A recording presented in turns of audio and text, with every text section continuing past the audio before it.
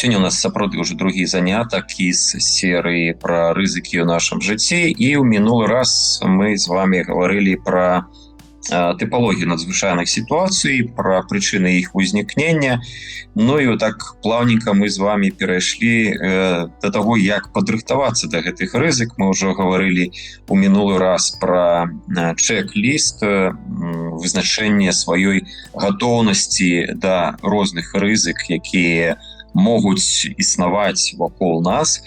Ну, я спадзяюся, што вы гэта ўсе зрабілі, зачекініліся і зразумелі, што робіцца вакол вас, што вас можа чакаць. І сапраўды час вельмі хутка змяняецца на вас. Вот за гэты тыдзень натрымалі столькі велізарных паведамленнях у навінах пра тое, што адбываецца ў гэтым свеце. Тут можна і згадаць і тую ж самую Камчатку, дзе літаральна за адзін дзень выпала там, мабыць, гадавая норма снегу, і дамы былі засыпаны аж пад 5-й паверх. Дзіўна гэта было назіраць, і я ўяўляю, што будзе з этой тэрыторыяй і з гэтымі дамамі, калі ўсё пачне таяць. Ну і таксама марозы, якія прыйшлі у Беларусь, у Польшчу, ну, праўда, яны не з'яўляюцца анамальнымі. Для гэтай тэрыторыі анамальныя маразы гэта дзесьці больш за 30 градусаў, і калі тэмпература гэта цягнецца некалькі сутак, ну, а тут просто зіма вярнулася ў тым абліччы, якім яна была раней яшчэ там 10-15 гадоў назад. Але тым не менш, гэта ёсць рызыка, і сёння мы пра гэтыя маразы, пра падрыхтоўку да маразоў будзем гаварыць. Ну і хацеў бы нагадаць, што мы ў мінулы раз гаварылі, што большасць надзвычайных сітуацый мы называем раптоўнымі. Але калі паглядзець на іх вельмі уважліва, становіцца зразумела, што яны рэдка бываюць нечаканымі, таму што і пажары не ўзнікаюць на пустым месцы, і нават і паводкі на рэках не пачынаюцца ў адзін момант, і нават блэкаўты не здараюцца без прычыны. І вось, калі ў мінулы раз мы з вами гаварылі пра вызначэнне рызык, дарэчы, да мяне некаторыя звярнуліся, правда, я сёння яшчэ іх не бачу, як удзельнікаў занятка, каб я расказаў пра сваё бачанне рызык на той ці іншай тэрыторыі і падрыхтаваў некае такое абагульненне. Ну, сапраўды, то есть ёсць спецыяльная метадалогія вызначэння рызык, ёсць нават стандарт ISO, які расказвае тым, што рызыка разлічваецца як аб'яднанне верагоднасці ўзнікнення нейкай надзвычайнай сітуацыі і наступстваў, магчымых наступстваў. І вось гэты алгарытм вызначэння рызык, ён дастаткова такі просты, то есть гэта ідэнтыфікацыя пагроз, то есть якія надзвычайныя сітуацыі магчымы на той ці іншай тэрыторыі, гэта ацэнка верагоднасці іх узнікнення, это ацэнка наступстваў, напрыклад, для людзей, для маёмасці, для прыроднага асяроддзя. Гэта вызначэнне узроўню рызыкі, то есть нізкі, сярэдні ці высокі, ну і распрацоўка мер па зніжэнню рызык. І вось гэтыя этапы пералічаны. І, напрыклад, у тых жа самых польскіх гарадах, навогуле ў Польшчы існуюць планы крызіснага кіравання. Па сутнасці, гэта дакументы, якія час ад часу аднаўляюцца, і яны абавязкова ў сябе ўключаюць вось гэтыя рызыкі для той ці іншай тэрыторыі. Напрыклад, ёсць нацыянальны план крызіснага кіравання для ўсёй Польшчы, ёсць планы крызіснага кіравання для ваяводства, для гарадоў, для паветаў. І гэта дакументы, якія знаходзяцца ў адкрытым доступе.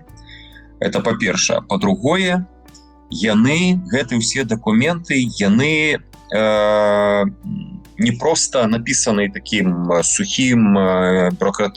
сухой бюракратычнай мовай, яны змяшчаюць таксама і рэкамендацыі для насельніцтва.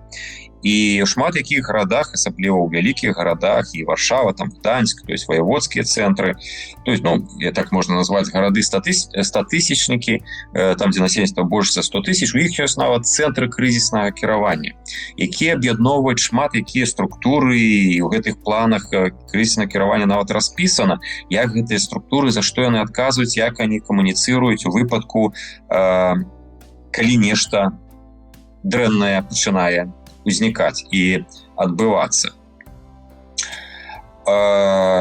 І вось я на падставе, па-першае, у нацыянальным плане крызіснага кіравання была прапанавана вось такая таблічка, бачыце яе, так? Неяк адрэагуеце? Бачым, так. Добра.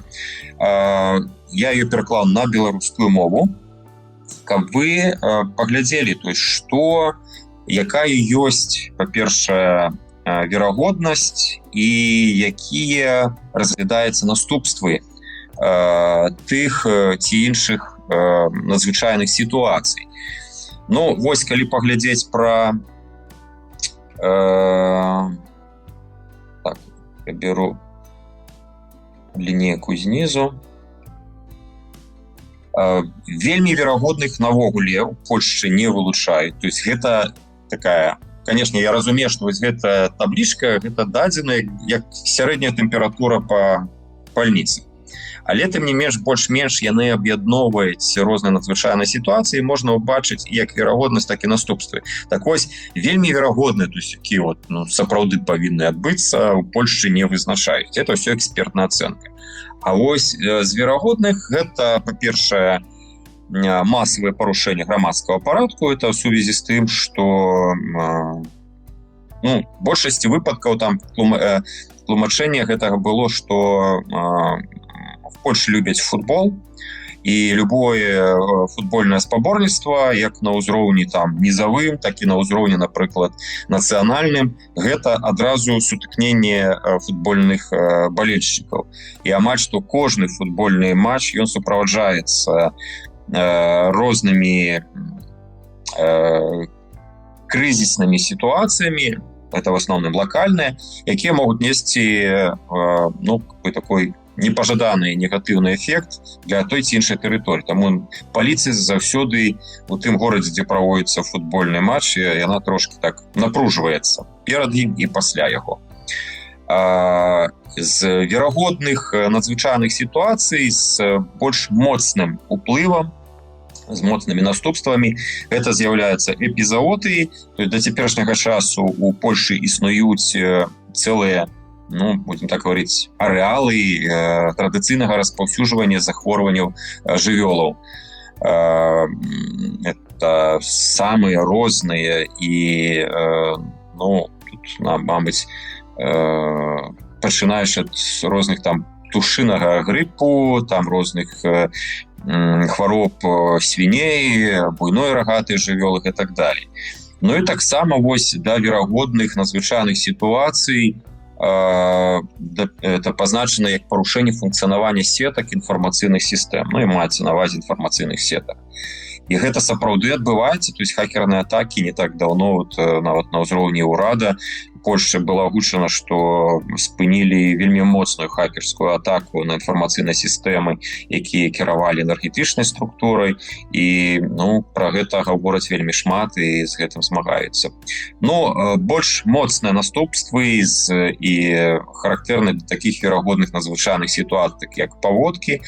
Мы пра гэта сёння будзем гаварыць прымяніцельна да розных гарадоў.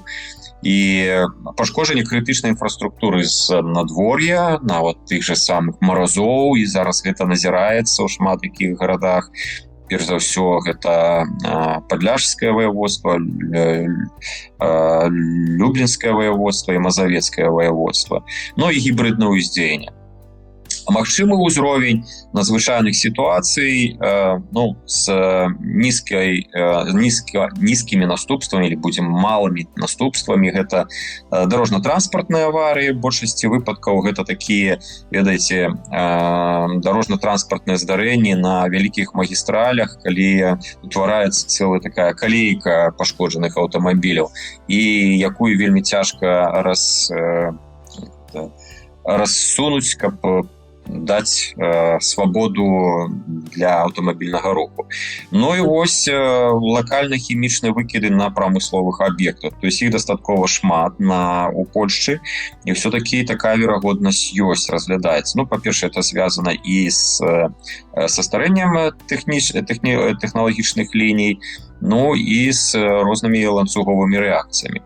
На гэтым жа ўзроўні верагоднасці, але з больш моцнымі наступствамі, это з'яўляецца парушэнні ў сістэмах газавага забеспячэння, это збоі водазабеспячэння буйных гарадоў, тут як холодная, так і гарячая вода, ну і прамысловыя пажары. Ну, это пажары на прадпрыемствах або на гандлёвых кропках. Напрыклад, гандлёвыя склады, лагістычныя цэнтры і так далее.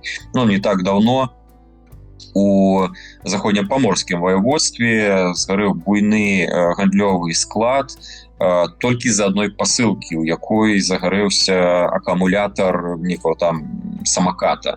І все, гэта дало вот гэты ачаг, невялічкі ачаг, ён прывёў да знішчэння велізарнай колькасці карысных тавараў. Ну і самае моцнае ў гэтым верагодным шэрагу гэта сістэмныя энергетычныя крызісы, масштабныя кібератакі і масавыя міграцыйныя потокі праз тэрыторыю краіны. Но вот сістэмныя энергетычныя крызісы ў Польшчы яны разглядаюцца сапраўды як вельмі актуальныя, як вельмі верагодныя. Справа ў тым, што па сутнасці ў Польшчу заходзіць, то есть у Польшчы Польша сама по сабе энергадэфіцытная, частку электраэнергіі і дае прыходзіць са скандынаўскіх краін і з Германіі. І пашкоджанне гэтых энергакабеляў яно можа прывесці да сур'ёзнага энергетычнага крызісу. Масштабныя кібератакі, ну ось это зразумела, што яны вельмі верагодныя, наступствы могуць быць самыя вялікія, таму што дыджыталізацыі прамысловасці, сістэмы кіравання вельмі вялікая, і гэтыя кібератакі могуць спыніць не толькі тэхналагічныя працэсы на прадпрыемстве, але і, напрыклад, фінансавую сістэму Польшчы, абрынуць фінансавую сістэму Польшчы. Масавыя міграцыйныя потокі праз тэрыторыю краіны, якія то ўзмацняюцца, то зменшаюцца з усходняга боку, яны ўспрымаюцца як надзвычайная сітуацыя. Но рэдка могуць здарацца, гэта хімічнае забруджванне тэрыторыі, то есть лакальныя хімічныя выкіды не заўсёды прыводзяць да хімічнага забруджвання тэрыторыі. Далей ідуць гэта экстрэмальныя маразы, ледзяныя дажджы, понятна, зімовы час, і нават тыя маразы, якія зараз, яны пакуль што не ўспрымаюцца як экстрэмальныя. Гэта звычайныя маразы ў зімовы перыяд, якія характэрныя былі для польскай тэрыторыі яшчэ 10-15 гадоў таму назад. Ну і вось аварыі на чыгуначным транспарце з экалагічнымі наступствамі. Што тут маецца на ўвазе? То есть, дарэчы, вот цікава, што асобна аварыі на чыгуначным транспарце яны тут нідзе не прапісаны, хаця ў Польшчы яны перыядычна здараюцца, і это звязана, вот літаральна недавно было гэта в сувязі з выпадзеннем снегу, просто-напросто стрэлкі на чыгуначнай лініі забіліся, і прыгарадны цягнік просто зышоў, споўз з гэтых рэек. Но з экалагічнымі наступствамі это маецца на ўвазе, што перавод па чыгункі здзяйсняецца перавозка, на тым ліку хімічна небяспечных розных грузаў, і аварыя такога цягніка можа прывесці да хімічнага забруджвання, напрыклад, тэрыторыі. Не так давно такая падобная аварыя была у Чэхіі, дзе вылілася на прылегаючую тэрыторыю, распаўсюдзілася шмат сернай кіслаты, якая з'яўляецца небяспечнай для чалавека і жывой прыроды. Ну і больш буйныя наступствы могуць быць пры тэхнагеннай катастрофе на буйным прамысловым аб'екце, ці хімкамбінаце, ці нафтакамбінаце і так далее. Ну і вельмі рэдкія надзвычайныя такія здарэнні, гэта можа быць радыацыйнае забруджванне.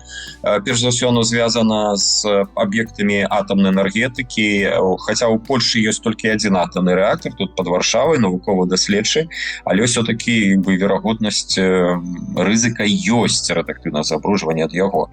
Ну, пакуль што не пабудавалі яны буйную электрастанцыю на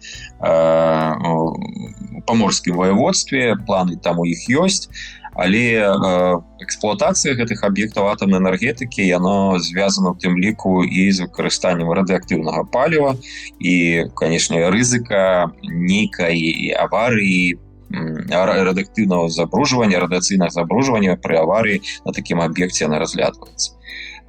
Больш моцныя наступствы пры вельмі рэдкай верагоднасці гэта тэрарыстычныя акты супраць крытычнай інфраструктуры. Ну і самае вялікае, конечно, наступство это при масштабной ядерной або радыацыйнай аварии або ўцягванні ў военный конфликт с разбурением инфраструктуры. То есть вось такая таблица з нацыянальнага плана крызіснага кіравання. І я паспрабаваў такое ж падобнае зрабіць для Беларусі. Дарэчы, у Беларусі няма таких планаў, муніцыпальных планаў крызіснага кіравання у тым выглядзе, якім яны існуюць у Польшчы, то есть с конкретными сценариями, с картами эвакуации, инструкциями для жыхароў и регулярными тренировками супольнасцю. То есть у беларускай практыцы сістэма планавання бяспекі яна мае больш такі інстытуцыйны і адміністрацыйны характар, чым публічны. І цэнтральную ролю ў кіраванні рызыкамі і надзвычайнымі сітуацыямі адыгрывае Міністэрства па надзвычайных сітуацыях, то есть оно адказвае за папярэджанне па надзвычайных сітуацыях, адказвае за гатоўнасць да рэагавання і непасрэдную каардынацыю сіл у выпадку пагроз і здарэнняў.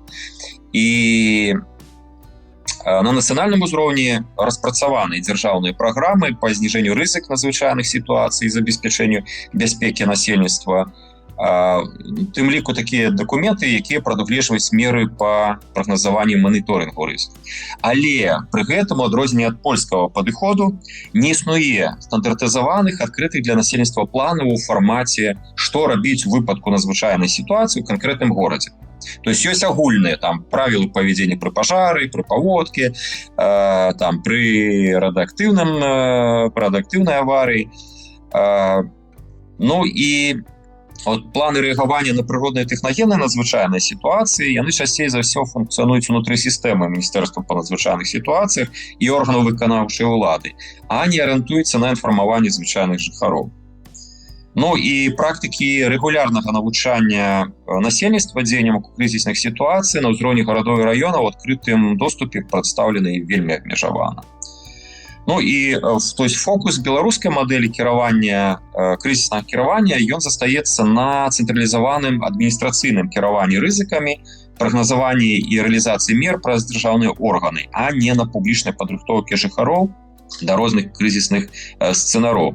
Ну вось і калі параўноўваць з польскім досведам, дзе многія гарады маюць падрабязныя планы для грамадзян на выпадак надзвычайных сітуацый, эвакуацыі, пагроз бяспекі, у Беларусі такія дакументы альбо не публікуюцца шырока, альбо застаюцца нават часткай унутранай сістэмы кіравання і не даводзяцца да шырокага кола грамадзян.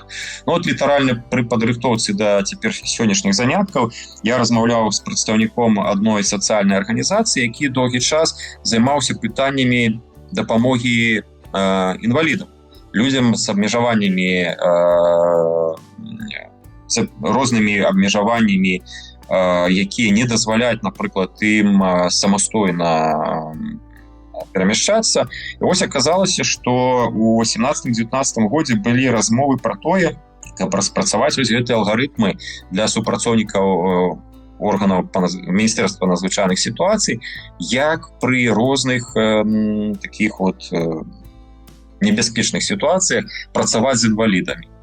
І я не знайшоў документаў у Міністэрстве надзвычайных сітуацый, якія бы гаварылі, што это алгарытмы распрацаваны і даведзены, то есть, ну, по крайней мере, знаходзяцца ў публічнай прасторы.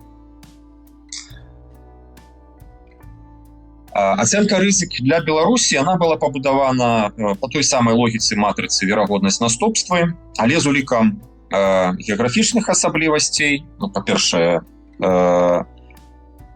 так, тут я уже памылку знайшоў, я не прыбраў одну надзвычайную сітуацыю, марскую катастрофу. Для Беларусі гэта не характэрна. Але то есть улік геаграфія, эканоміка, інфраструктура і палітычная рэальнасць Беларусі. То есть гэта неафіцыйная ацэнка, што у нас вельмі верагодна, праўдападобна, гэта па-першае, на сярэднім узроўні гэта засуха, хвалі спякоты, лакальныя лясныя тарфяныя пажары і перавышэнне нагрузкі энергасістэмы ў пікавыя перыяды. Больш моцныя наступствы яны могуць быць парушэнне ў працы электразабеспячэння. Пры гэтым такая сітуацыя, якая можа быць у ланцужку наступстваў, напрыклад, звязана з нейкімі прыродна-кліматычнымі працэсамі або тэхналагічнымі працэсамі. Ну і кібератакі на дзяржаўныя крытычныя інфармацыйныя сістэмы. Правдападобны ўзровень можа быць это масавае парушэнне грамадскага парадку, эпідэміі у адносінах да чалавека, это і грып, кішэчныя захворванні, заанозы. У жывёлагадоўлі гэта эпізаоты таксама здараюцца перыядычна. Ну і збоі ў тэлекамунікацыйных сетках. Ну і правдападобны ўзровень з дастаткова магутнымі наступствамі гэта паводка. У сувязі з тым, што наша блакітная Беларусь пранізана рэкамі, буйнымі рэкамі, это такія як тая ж самая Прыпяць. Вось, дарэчы, у гэтым годзе у сувязі з такім добрым выпадзеннем снегу, я думаю, на Прыпяці паводка будзе. Акрамя таго, для басейнаў і Нёмана, і вярхоўя Нёмана, это западная Двіна і Дняпро таксама будуць характэрныя паводкі з дастаткова вялікімі наступствамі. Верагодны ўзровень больш ніжэйшы гэта ураганы, это маштабныя павярхоўныя пажары, эпіфітозы. Эпіфітоз это масавае распаўсюджванне захворванняў раслін, у тым ліку як лясных культур, так і сельскагаспадарчых. Больш высокі ўзровень гэта парушэнне функцыянавання сістэм тэлекамунікацыйных паслуг, парушэнне ў паліўнай сістэме. Ну, тут трошкі, дарэчы, памылка. Тут засуха і спякота – это другі ўзровень. Ну, і больш высокі ўзровень наступстваў – гэта парушэнне ў энергасістэме, гібриднае дзеянне. Рэдка – гэта хімічнае забруджванне.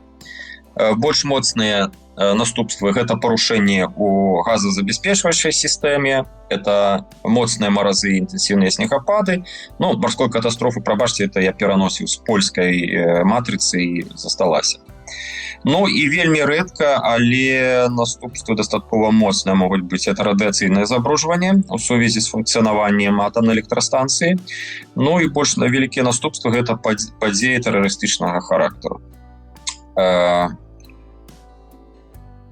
І аналагічна я такія ж самыя ацэнкі рызык на падставе планаў крызіснага кіравання апублікаваных вось хацеў бы паказаць, якія існуюць для розных гарадоў Польшы. Ну, напрыклад, тая ж самая Варшава. Тут усе магчымыя пагрозы размеркаваны з пункту гледжання верагоднасці, магчымых наступстваў і ўзровеню рызыкі. Ну так вось, самая высокая верагоднасць гэта негатыўных метэаралагічных з'яў, это моцныя вятры і навальніцы. І асаблівасць яшчэ такая, што Варшава, хоць і займае дастаткова вялікую плошчу, плошча яе 400 кіламетраў квадратных, тым не менш, яна мае раёны з вельмі шчыльнай забудовай і зялёнай так званай тэрыторыі. Так вось гэта для вялікай Варшавы 400 кіламетраў квадратных, уявіце, кліматычныя асаблівасці для розных раёнаў яны будуць розныя. Умоўна, дзе-небудзь у Жалібожы будзе ісці лівень, а на Макотове будзе свяціць моцнае сонца. Конечно, з маразамі это трошки іншая сітуацыя, маразы будуць характэрны для ўсей тэрыторыі Варшавы. Але, тым не менш, вось гэта негатыўныя метэаралагічныя з'явы, верагоднасць у Варшаве яны вельмі высокія, і таму што забудаваная тэрыторыя, яна вельмі моцна летам награецца, там узнікаюць свае паветраныя потокі, і вось гэтыя перапады нагрэву тэрыторыі, забудаванай тэрыторыі, зялёнай тэрыторыі будзе выклікаць моцныя вятры нават унутры горада. Ну і магчымыя наступствы з сярэдневысокім узровенем рызыкі это, конечно, пашкоджанне будынкаў, дрэў, парушэнне сувязі, электразабеспячэння. І гэта, па-першае, такое можа назірацца нават у зімовы пераходны сезон і можа выклікаць цэлы ланцужок наступства. Сярэдняя верагоднасць, она характэрна для паводкі павышэння ўзроўню вады, дзякуючы таму, што праз Варшаву працякае Вісла. Пры гэтым узровень рызыкі вельмі высокі. І для цэнтральнай часткі горада, каля ракі Вісла, гэта ўразлівасць вельмі высока. Нават я пазней пакажу карту рызыкі. І карта рызыкі, она згадвае паводку як значную пагрозу. Далей ідуць аварыйныя сітуацыі ў транспарце. Сапраўды, это вельмі вялікая колькасць аўтадарог прыводзіць да дарожна-транспартных здарэнняў. Перыядычна бываюць нешчасныя выпадкі нават у метро. І тут узровень рызыкі сярэдні. Па пажарах. Хоць верагоднасць сярэдняя, але ўзровень рызыкі высокі, таму што за шчыльнай забудовы і пры наяўнасці нават стараўзроставай жылой забудовы, тут страта жыццяў і пашкоджанне маёмасці можа быць вельмі высокай верагоднасцю з вялікімі рызыкамі. Ніжэй сярэдняй верагоднасці гэта радыацыйнае, хімічнае забруджванне, тэрарызм і нейкія грамадскія непарадкі. Вось, гэта для Варшавы. І вось, калі мы гаворым пра те ж самыя паводкі, я хацеў бы паказаць две карты. Першая карта злева, яна паказвае, тут звычайна, калі гавораць пра прыродна-кліматычныя нейкія надзвычайныя сітуацыі, ёсць такое правіла, гэта вось некаторыя надзвычайныя сітуацыі прыродна-кліматычныя ў Польшчы здараюцца раз у 100 лет. І робіцца разлік з пункту гледжання гэта раз на 100 лет нечага негатыўнага. Так вось, першая карта, яна паказвае магчымыя тэрыторыі затаплення варшаўскай тэрыторыі, калі раз на 100 лет наступіць вялікая паводка, то есть пачне разлівацца вада. Асаблівасцю тым з'яўляецца Віслы, што у большасці, напрыклад, яна абкружана уздоўж Віслы на тэрыторыі Варшавы ідзе супрацьпаводкавы вал. Ён асабліва добра бачны на левым беразе, гэта і раён Вілянова, тут, і Макотова, і нават Срудмешце, і далей на Жалейбош. З правага берагу, там, дзе Вавер, Прага паўднёва, Прага паўночна і Белаленка, ён менш заметны. Але гэты вал, ён выконвае сваю функцыю, ён не дае раке разлівацца. І вось самае страшнае, што гэты вал можа быць пашкоджаны. Рызыка такая заўсёды ёсць. Або моцная хваля вадзяная яго размые, або нейкае, называецца, штучнае разбурэнне. Так вось, правая карта паказвае, жовтым паказана, якія тэрыторыі будуць затоплены пры гэтым 100-гадовай паводкі пры адсутнасці гэтага вала. То есть велізарная тэрыторыя Варшавы з вельмі шчыльнымі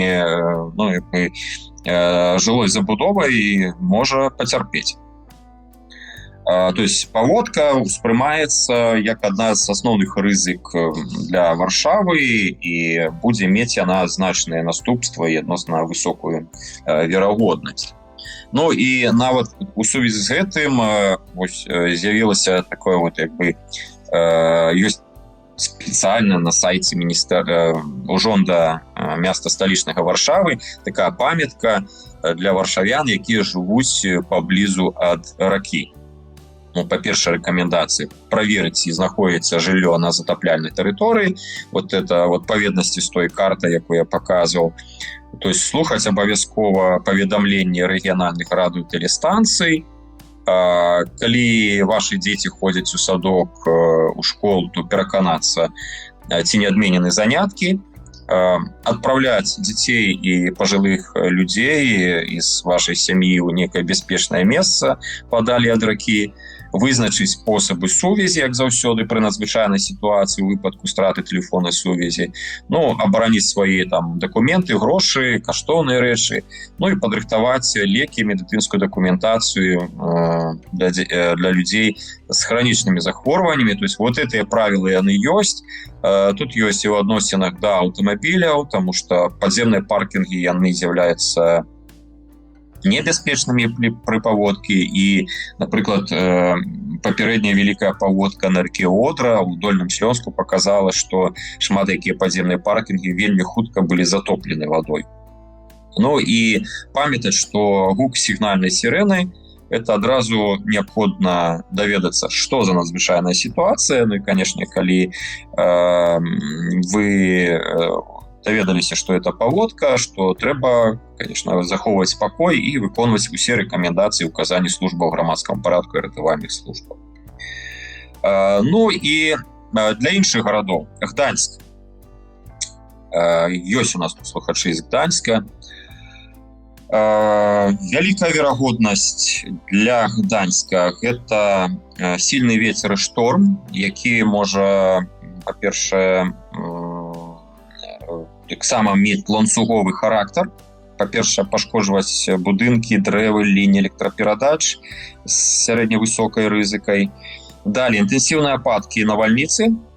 Гданьск, знаходзячыся на прымор'і, конечно, мае своеасаблівы марскі клімат, і гэта спрыяе таму, што ападкі там трошки іншыя, чым у глыбіннай часткі Польшчы. То есть высокая верагоднасць з лакальнымі патапленнямі і паралічом дарожнага руху. І вось тая ж самая паводка для Гданьска, где ёсць і Вісла, і Марква-Вісла, і Матлава, і тэрэн Жуляв. Тут верагоднасць сярэдняя, але рызыка вельмі высокая, таму што ёсць рызыка пры паводкі затаплення, напрыклад, тэрыторыі порту, тэрыторыі нафтахімічнага завода, і это прывядзе да неабходнасці эвакуацыі насельніцтва. Пажар вялікай плошчы. Таксама Гданьск вельмі, будем так говорить, асноўная частка Гданьска, цэнтральная частка Гданьска, яна вельмі шчыльна забудавана, і любы пажар можа вельмі хутка распаўсюджвацца, і рызыка дастаткова высокая. Дарэчы, калі гаварыць пра Гданьск, то паводка яна знаходзіцца на такім, вось калі тую матрыцу мы разглядвалі, у правым верхнім куту. Ну і калі для двух гарадоў мы гаворым, што пагроза ёсць паводкі, то есть узросту ўзроўня вады, у Польшчы ёсць, это працяг, дарэчы, гэтай таблічкі, там уже ёсць і іншыя рызыкі, в том ліку не з нізкай верагоднасцю, але з узровень рызыкі дастаткова сярэднім.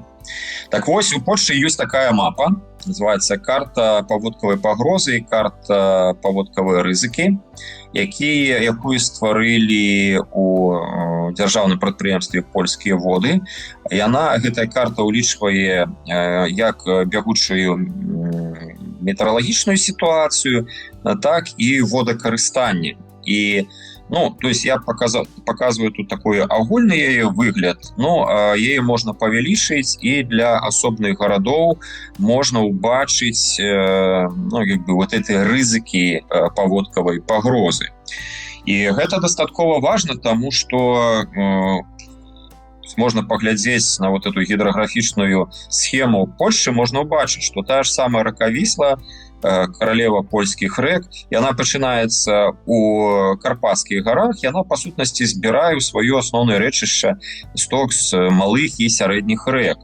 І калі, напрыклад, паводка наступае ў Варшаве або ніжэй па цячэнню, той же там Торуню или далей бліжэй да Балтыйскага мора, это ўсё наступствы того, што выпадаюць ападкі дзесьці ў верхоўях, і вся это магутны вал вады, ён паступова ідзе.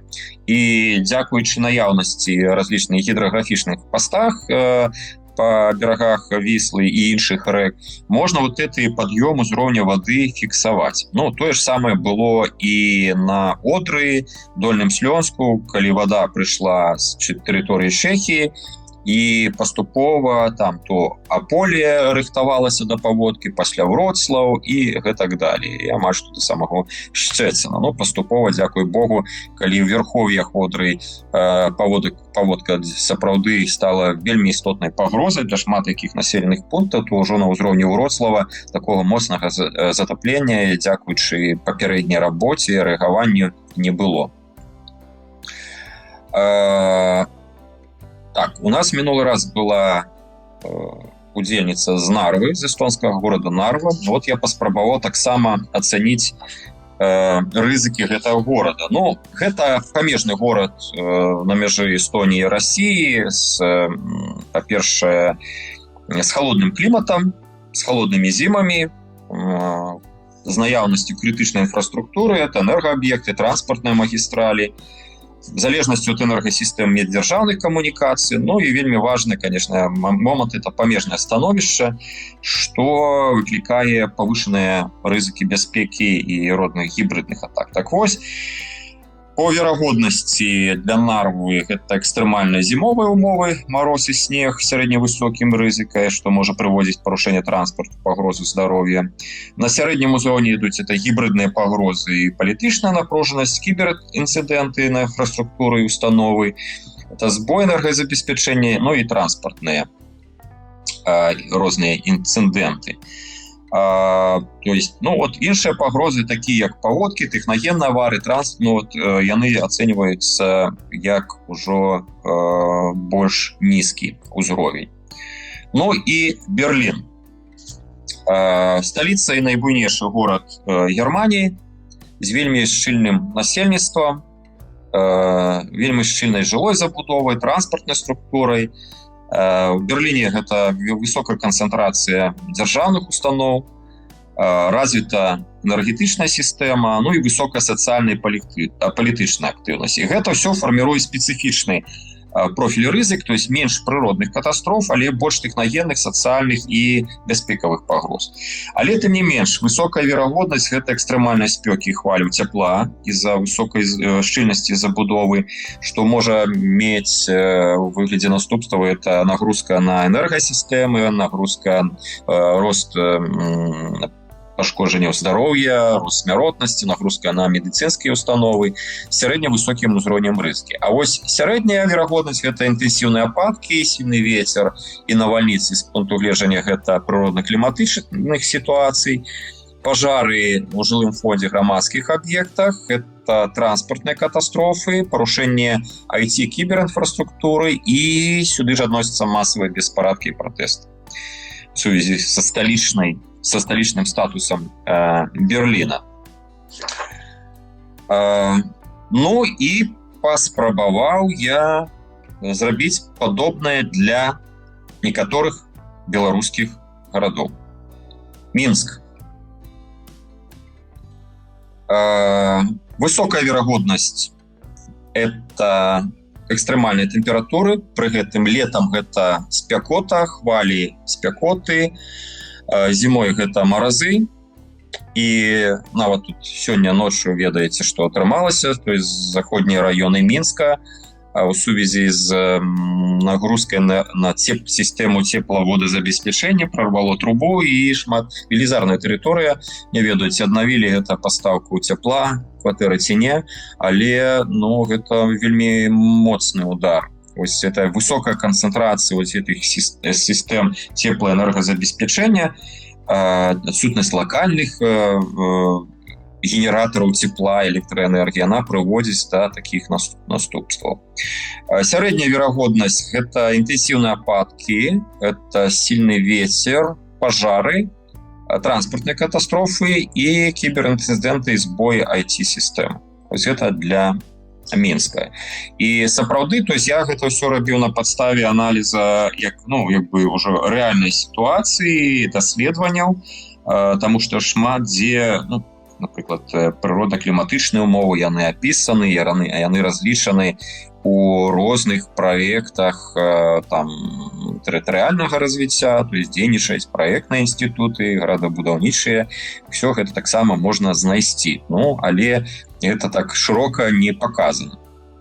Так што трэба, калі ёсць тут мяншанне, вы можете ацаніць свае рызыкі для свайго раёна пражывання. Ну вот можна заўважыць, што ў Мінску няма вялікай ракі, так што паводкі тут верагоднасць нізка-сярэдняя можа быць. Але я вот дакладна не памятаю, то есть Свіслач, па сутнасці, яна цячэ зараз з Заслаўскага вадасховішча. Штучны вадаём, які створаны для накаплення вады і пасля выкарыстання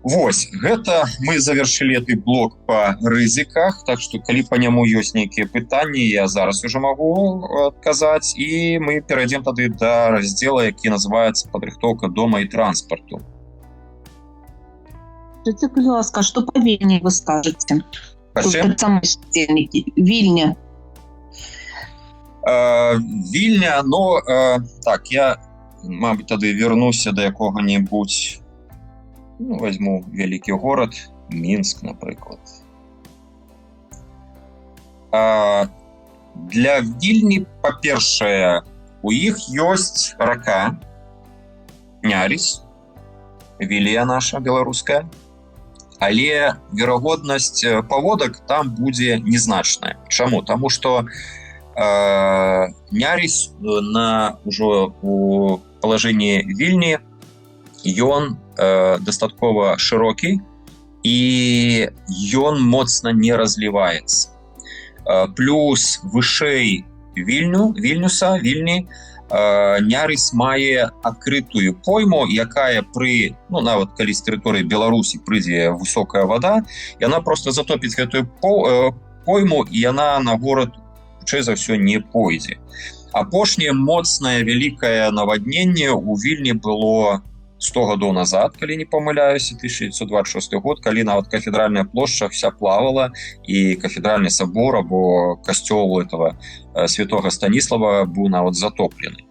Ну, цяперашні час, як бы, у сувязі з тым, што рака Вілія, Нярис вельмі моцна зарэгулявана, Вілейскае вадасховішча трымае ваду, частка вады ідзе з Вілі, Нярыса на беларускую атамную электрастанцыю, вельмі моцна ўзровень упаў у параўнанні нават з 100-гадовай мінуўшчынай, то верагоднасць такой пагрозы будзе слабая. Што хутчэй за ўсё, таксама шчыльная забудова хутчэй за ўсё прывядзе да лакальных метэаралагічных працэсаў, то есть это верагоднасць сильнага ветра і інтэнсіўных ападкаў будзе сярэдняя. Ну і больш для Вільні зараз трэба, больш пагроз зараз разглядаецца, гэта штучных пагроз, то есть звязаных з чалавекам. Гэта кіберинцыдэнты, гэта збоі энергазабеспячэння, гэта пажары і так, кіберинцыдэнты я ўжо не памятаю, гаварыў ці не, мабыць не, кіберинцыдэнты таксама. Транспартныя катастрофы для Вільні будуць мала характэрныя, у тым ліку авіякатастрофы. То есть, ну, авіякатастрофы, дарэчы, я вот колькі глядзеў плану нават польскіх, толькі ў некаторых гарадах яны пазначаны як такі з верагоднасцю нізкай або нізка нават сярэдняй. Так, наступствы могуць быць сур'ёзныя пры авіякатастрофе, але верагоднасць бывае все-таки адзначаецца як нізкая. Вось. Ну і для Вільні, по крайней меры, афіцыйных публікацыях вельмі моцна разглядаюцца гібридныя атакі і, конечно, гэта военныя пагрозы. Праблема ў Вільні ў тым, што цэнтральная частка горада мае вялікія абмежаванні по транспартнаму руху, то есть нават малая аварыя, аўтамабільная аварыя, яна будзе спыняць аўтамабільны рух на гэтых тэрыторыях. Плюс наяўнасць мастоў. Наяўнасць мастоў праз рэку, то есть все масты гэта аб'екты крытычнай інфраструктуры. То есть як называецца праблема ў мірны час, так і ў ваенны час, это адразу перашкоды для, напрыклад, эвакуацыі людзей. Но падрыхтоўка дома, транспарту і асабістых рэсурсаў гэта нескладаная інжынерыя, то есть гэта набор простых крокаў, якія зніжаюць рызыку, эканомяць час і дазваляюць дзейнічаць без панікі. І то есть мы гаворым на наших занятках про то, як зрабіць сваё жыццё больш устойлівым, не чакаючы надзвычайных сітуацый. Бо калі крызіс пачынаецца, позна думаць, дзе ліхтарык і куды ісці. У гэты момант вы ўжо павінны ўсё гэта ведаць. Ну, так што вось якраз такой падрыхтоўкі мы і пра такую падрыхтоўку мы з вами і пагаварым. Калі надзвычайная сітуацыя ўжо пачалася, дом, кватэра можа стаць альбо месцам бяспекі, або крыніцай дадатковай небяспекі. І розніца паміж гэтымі двумя сцэнарамі амаль што заўсёды вызначаецца тым, што было зроблена вамі загадзя.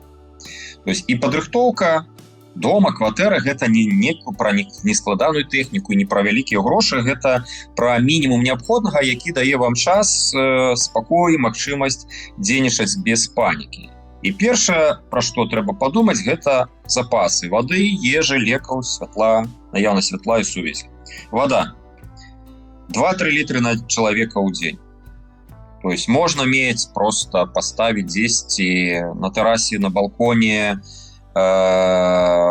каморкі, бутыль з вадой. Это не абавязкова пітная вода, можна просто з-пад крана набраць, каб яна была.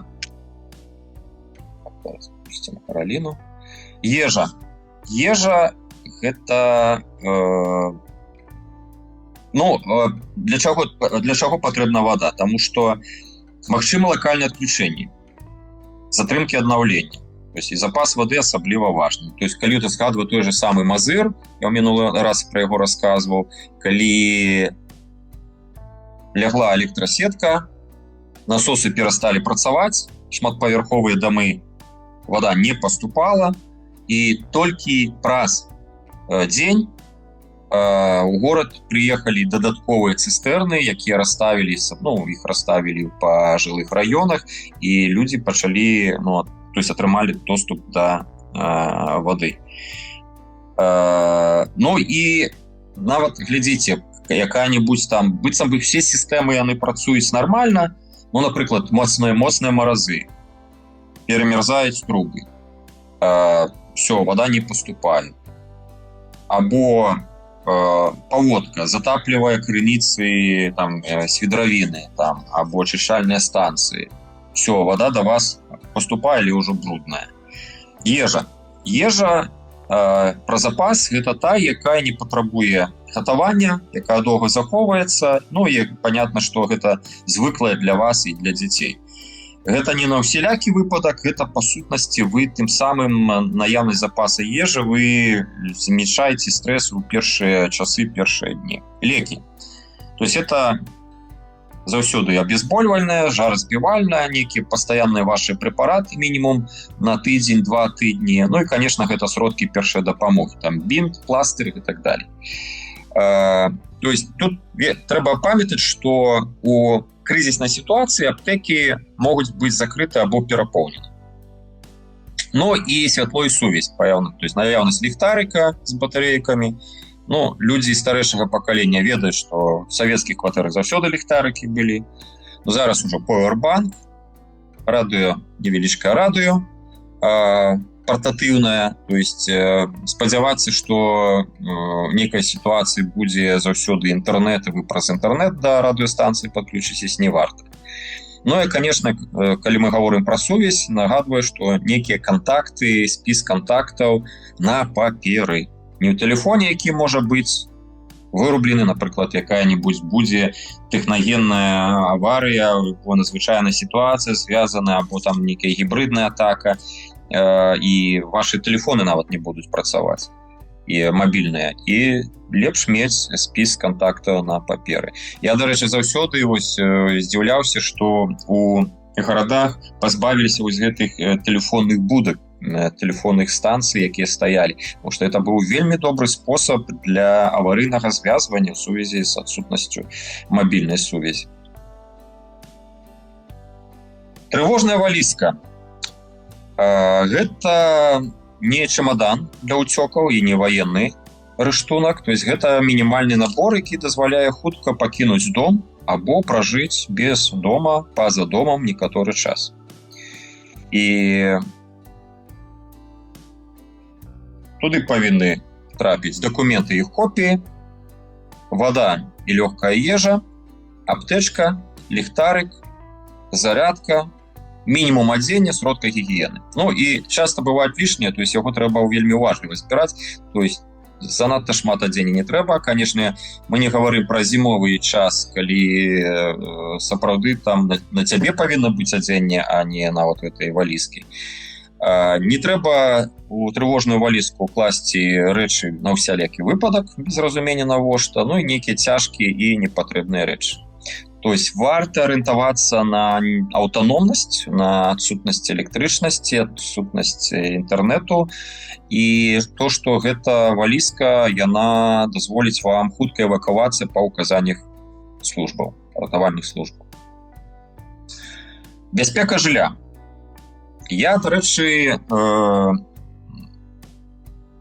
параўнаў свае ідэі з дапаможнікам, які зараз у Польшы распаўсюджваецца па ўсёй краіне. Дапаможнік па бяспецы, пра яго я трошкі пазней скажу.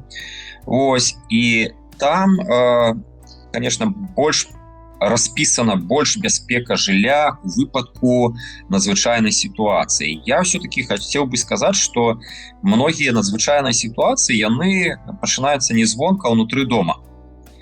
І з пункту гледжання магчыма крыніцы агню, канешне, я думаю, што няма, можа хто-то скажа адваротнае, але я не ведаю людзей, якія мелі б у сваім доме вогнетушитель.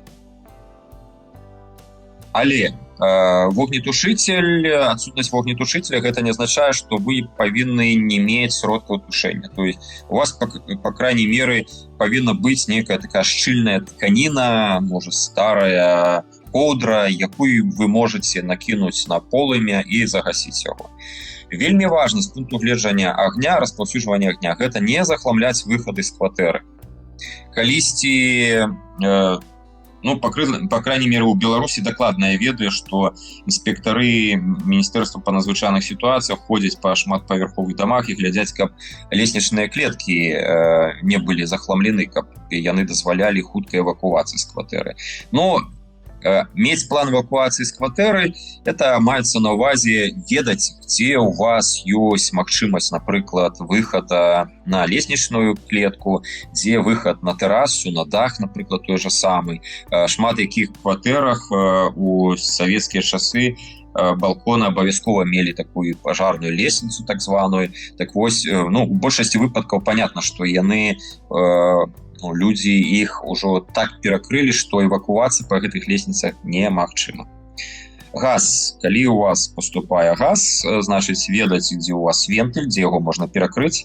Пастаянна правяраць газовую пліту і злучэнне. Газовшчыкі перыядычна праходзяць нават у Польшчы і правяраюць. І калі вы чуеце па газу, таму што у прыродны газ, які пастаўляецца кватэру, спецыяльна дадаюць араматычныя рэчывы, каб яго адчуць. Калі вы раптам яго пачулі, то не ўключаць святло электрапрыборы, а адразу ўклікаць газавую аварыйную службу. Электрычнасць, па-першае, не перагружаць розеткі, то есть нават калі вы туды вілку ад падаўжальніка сунулі, то гэты падаўжальнік 10 прыбораў не ўключаць. Не выкарыстоўваць няспраўныя электрапрыборы, і заўсёды ведаць, як абесточыць жыллё. Як адключыць электраэнергію вельмі хутка. То есть рызыкі в асноўным узнікаюць падчас або стыхій, або нейкай асабістай дзейнасці, актыўнасці, якія пашкоджваюць вось гэтыя або газовыя трубы, або звязана неяк з электрасеткамі і так далее. То есть падрыхтоўка дома гэта не пра перажыць апакаліпсіс, гэта пра то, як каб звычайная нештатная сітуацыя не стала трагедыяй. Так што і калі у вас ёсць базовыя запасы, прадуманая трывожная валізка, бяспечнае жыллё, то вы выйграеце час і захоўваеце сваё жыццё. У надзвычайных сітуацыях галоўная небяспека не адсутнасць інфармацыі, а адсутнасць алгарытму і веданне, што вы будете рабіць. То есть, калі чалавек не ведае, што ён робіць, ён губляе час, а час у крызісе гэта перш за ўсё жыццё і здароўе. І вось пагаворым пра некаторыя пагрозы, напрыклад, той же самы пажар. То есть алгарытм вельмі проста. То есть пажар гэта не сітуацыя для назірання і фотовідэазйомак, як это было у швейцарскім бары. Важна не панікаваць, не губляць час, і трэба пакідаць памяшканне як мага хутчэй. То есть не шукаць рэчы, не вяртацца назад, калі вы згадалі, што ваш там телефон стаіць на зарядке дзесьці ў куту. Не карыстацца ліфтам, потому што любы ліфт гэта пастка падчас пажару. То есть вы там можете застраць і будете пасля дыхаць усім гэтым шкодным паветрам, дыхаць недоўга. рухацца ніжэй, то есть разумець, што дым ад гаручых матэрыялаў ён падымаецца ўверх, так што калі нават ёсць магчымасць нават паўзці. Дзверы заўсёды закрываць за сабой, потому что гэта запавольвае распаўсюджванне агню, то есть, па-першае, не дае паступаць свежаму паветру з кіслародам і запавольвае распаўсюджванне. Ну і, канешне, заўсёды адразу выклікаць экстрэнныя службы па тэлефонах, якія вы ведаеце. Другое з'ява – это паводка або нейкая кліматычная з'ява.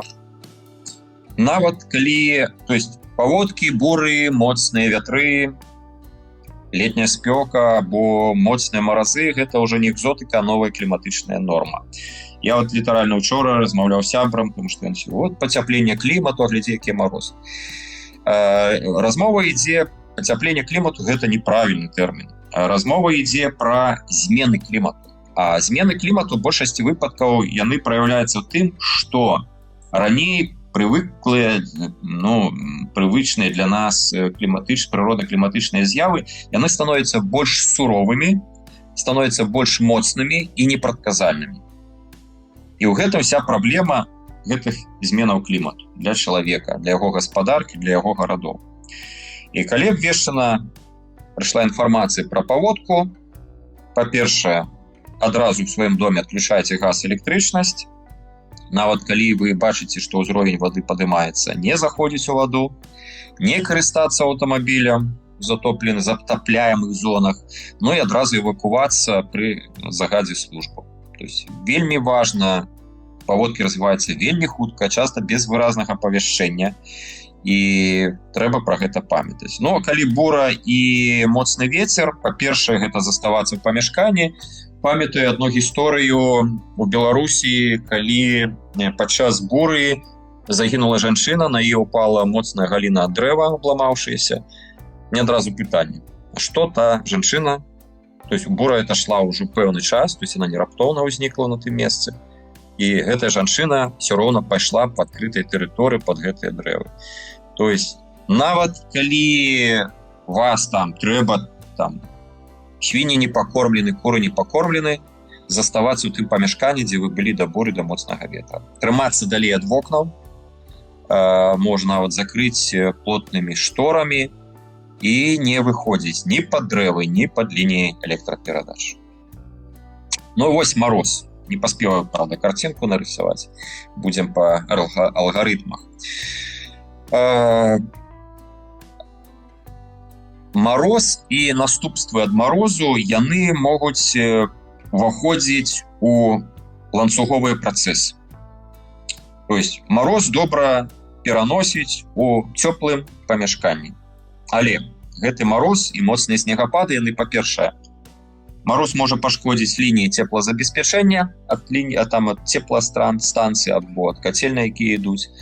Моцныя снегапады могуць парваць правады электразабеспячэння, і тады у вашай кватэры, у вашым доме, конечно, сітуацыя можа пагоршыцца. І першае, калі раптам вы адчуваеце, што нешта здарылася, не проста панізілася тэмпература у цепласетках, як зараз у Беларусі сказалі, там на некалькі градусаў панізіць, нечага 23 градусы кватэры трымаць, можна і 20. А калі апрануцца, то можна і 15 градусаў жыць. То есть самое галоўнае, в першых хвілінах ацэнка сітуацыі, это праверка, ці знікла цепло толькі ў вашай кватэры, ці толькі ў пад'ездзе, ці па ўсім раёне. Памятаць, што ваш дом, ваша кватэра трымае цепло, пэўнае цепло, і вам просто трэба ацэніць тэмпературу ў памяшканні і хуткасць яе зніжэння, праверыць наяўнасць света, вады, ну і высветліць інфармацыю, включыць радыё, спытаць у суседзяў, або трымаць інфармацыю ад паведамлення службаў. Можна, напрыклад, калі это Беларусь, то пазваніць у ЖЭС і спытаць у іх, то есть паведаміць пра гэтую сітуацыю, спытаць, ці магчыма, можа, там нейкі ремонт ідзе ці што. Второй моцны важны крок – гэта захаванне цепла ў жыллі. То есть усе окны і дзверы трэба закрыць вельмі шчыльна. На падаконнікі, там, то есть на вокны нацягнуць шторы, закрыць шчыліны ручнікамі, коўдрам, адзеннем, выбраць адзін цёплы пакой для ўсіх. Ну і, конечно, вот эта цеплаізаляцыя.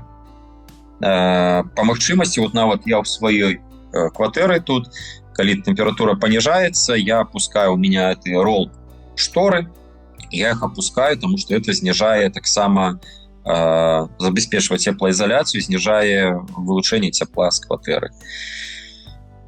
Моцны важны этап – гэта забеспячэнне асабістай бяспекі і абагрэва людзей. То есть нават у памяшканні апранацца слаямі, то есть каб некалькі было некалькі слоёў вопраткі, шапкі, шкарпэткі, двое шкарпэтак, цёплы абутак, коўдры, спальнікі, конечно, рэгулярна рухацца, каб падтрымліваць кровазварот. І ні ў якім разе не выкарыстоўваць газавыя пліты для абагрэву. Адкрыты агонь. І я зараз тут назіраю, вельмі шмат у TikTok з'явілася ролікаў, што робіцца ў Кіеве пасля разбурэння цеплаэлектрастанцыі, і людзі проста выкарыстоўваюць газавыя пліты для абагрэву, на газавыя пліты ложаць цэглу, каб яна раўнамерна, выкарыстоўваць металічныя трубы, туды ставіць свечкі, але гэты адкрыты агонь і газавыя пліты, па-першае, это вылучэнне дыму, шкодных рэчываў, вельмі трэба чадны угарны газ, з ім вельмі быць асцярожным. І для здароўя гэта не вельмі добра. Конечно, добра, калі ёсць электрычнасць і можна падключыць электраацяпляльнікі або электрацеплавентилятары, не заўсёды ўсіх людзей ёсць. Чацвёрты момант – гэта звяртаць увагу на ваду, ежу і на энергію. То есть вода, памятаць, што можа быць пагроза замярзання труб, і тады, калі у вас гэта прыватны дом, то зліць ваду з сістэмы.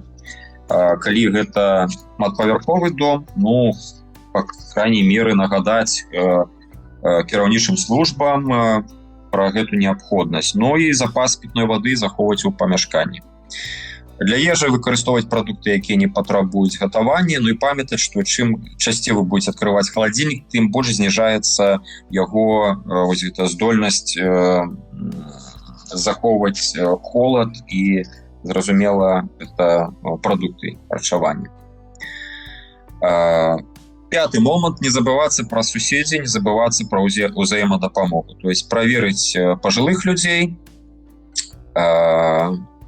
сем'і з дзецьмі, людзей з інваліднасцю, і дамовіцца, конечно, пра абмен інфармацыяй і можа даваць сумесны абагрэў больш цёплай кватэры. І падтрымліваць сувязь унутры дома.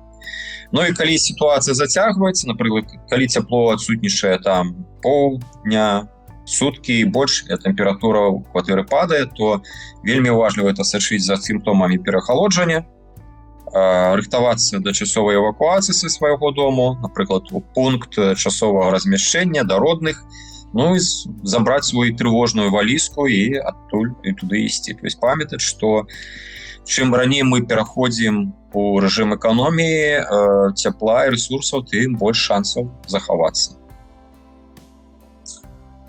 Блэкаут. Яшчэ адна небяспечная сітуацыя. То есть отключение электрычнасці як кампанент ланцуговай рэакцыі, адзін з самых верагодных. І што рабіць? Па-першае, мець ліхтарык, то есть не карыстацца для асвятлення свечкамі, гэта пажаранебяспечна. Эканоміць зарад телефона, слухаць радыёпаведамленні, і, конечно, мінімізаваць перамяшчэнне. Важна мець аўтаномныя крыніцы святла і сувязі. І памятаць, што у Польшы, даже той же Польшы, сістэмы быццам бы гавораць, што ўжо рэпетыцыі былі, паказваюць, што яны аднаўляюцца вельмі хутка, але паніка яна ўзнікае адразу, і яе трэба пазбягаць.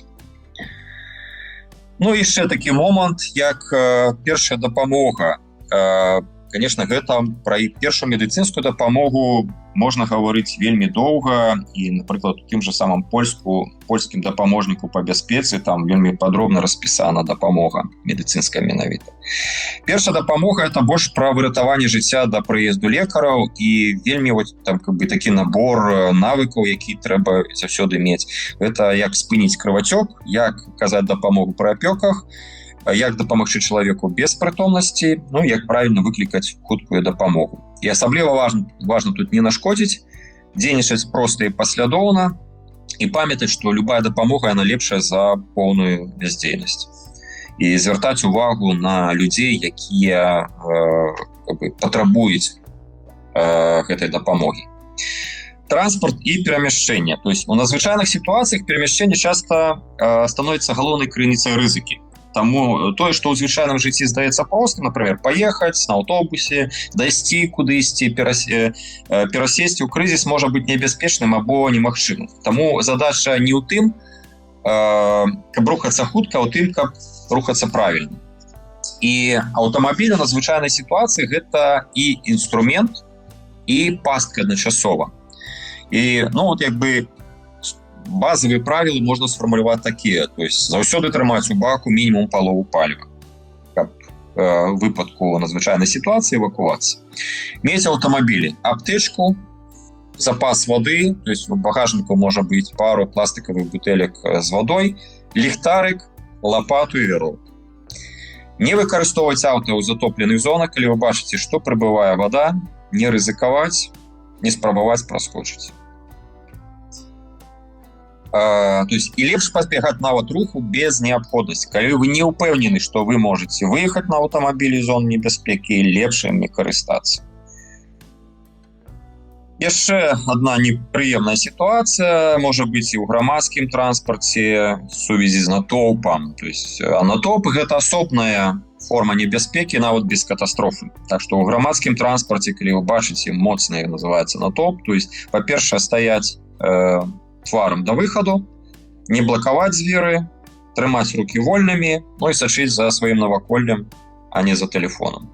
І ў натоўпе, калі, напрыклад, нейкія там ідзеце пасля канцэрту, на канцэрт, на футбольны матч, футбольнага матча, на мітынг, не ісці супраць потоку, пазбегаць вузкіх месцаў, калі раптам упалі, то абараняць голову па магчымасці хутка ўставаць і хавацца дзесьці ў кут. І памятаць, што гэтыя масавыя сацыяльныя сітуацыі, яны часта развіваюцца без папярэджання, і паніка можа ўзнікнуць раптоўна. І пацерпіце, можа, нават і вы. Эвакуацыя. Калі раптам пры надзвычайнай сітуацыі абвесцілі эвакуацыю, або вы бачыце, што там немагчыма вам заставацца, трэба тады. То есть знаходжанне дома небяспечнае, калі ёсць рэальныя пагрозы жыццю, або ёсць выразныя ўказанні службаў, трэба эвакуацыя. Як эвакуацыя? То есть заўсёды это ў Польшчы, напрыклад, гавораць. Я не ведаю, у іншых краінах у Польшчы гавораць. Эвакуацыя з мінімальным багажом. Ёсць спецыяльна вызначаныя кропкі збору пры эвакуацыі. Яны пазначаць такой зялёны прамакутнік са стрэлкамі у бок, і там некалькі чалавечкаў, сілуэтаў чалавечка. Но эвакуацыі трэба па загадзя вызначаных маршрутах. Памятаеце, мы гаварылі пра план А, Б, С. То есть вот в адным з планаў Б і С у вас павінны быць гэтыя маршруты. І не рабіць кароткіх шляхоў. То есть лепш гэты шлях будзе доўгі, але будзе бяспечны. І куды? Гэта можа быць да сваякоў або знаёмых, у бяспечныя пункты, якія абвешчаны, або вы ведаеце, або раёны без пагрозы. Перамяшчэнне ў крызісе гэта не пра хуткасць, а пра разважлівасць. Так што лепш заўсёды заставацца у бяспечным месцы, чым рухацца без разумення куды і навошта. І у нас засталіся, сейчас ужо хутенька ідзе, выніковыя заданні.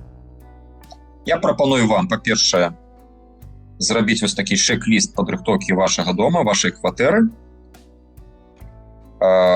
Гэта будуць канкрэтныя вашы дзеянні.